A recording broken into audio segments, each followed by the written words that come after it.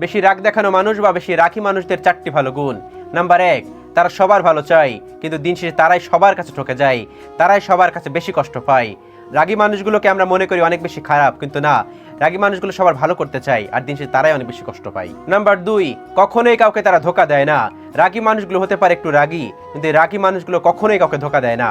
তারা অন্য মানুষের কাছ থেকে ধোকা নিয়ে ফেরে, অন্য মানুষের কাছ থেকে কষ্ট নিয়ে ফেরে, কিন্তু রাগী মানুষগুলো কখনোই কাউকে ধোকা দেয় না, কখনোই কাউকে কষ্ট দেয় না। নাম্বার 3, রাগী মানুষগুলো ভালোবাসার মানুষগুলোকে আগলে রাখে। রাগী মানুষগুলো জানে কিভাবে ভালোবাসার মানুষগুলো আগলে রাখতে হয়।